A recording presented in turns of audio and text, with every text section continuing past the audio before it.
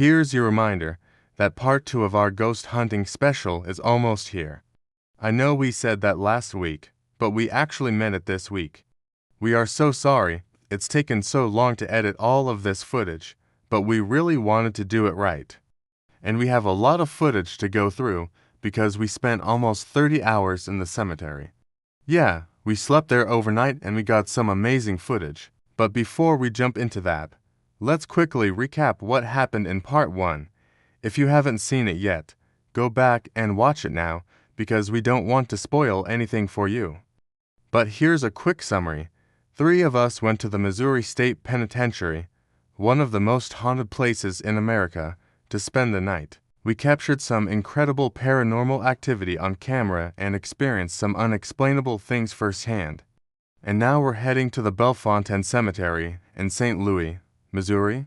This cemetery was established in 1848 and is considered to be one of the most haunted places in the Midwest. The cemetery is the final resting place of over 200,000 people and is also the setting for multiple ghost stories and legends.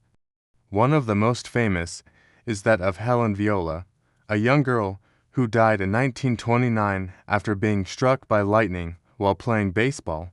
Her grave is now said to be one of the most haunted in the cemetery. We were excited to investigate further and see if we could capture any paranormal activity on camera, but first, we had to find her grave.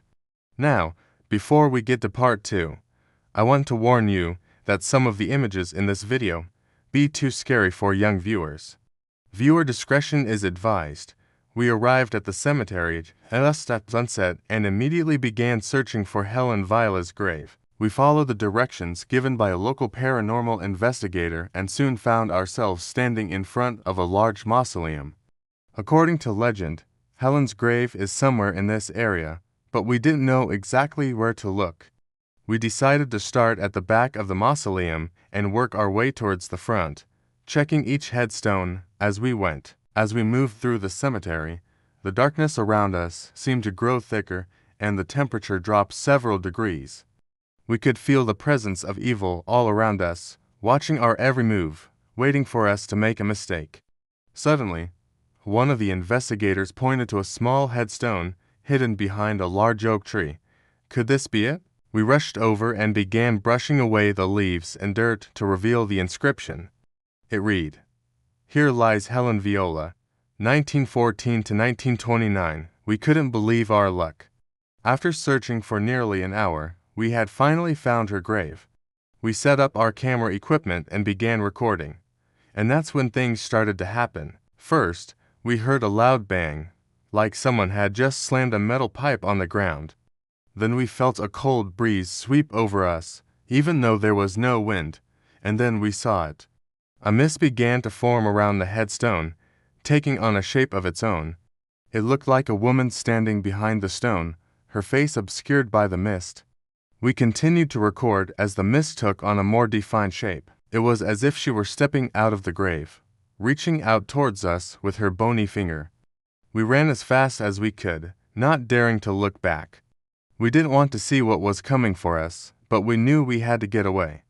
We made it back to the car and drove off as fast as we could. Looking back one last time, we could see the mist following us, reaching out, wanting us to come back. We never did.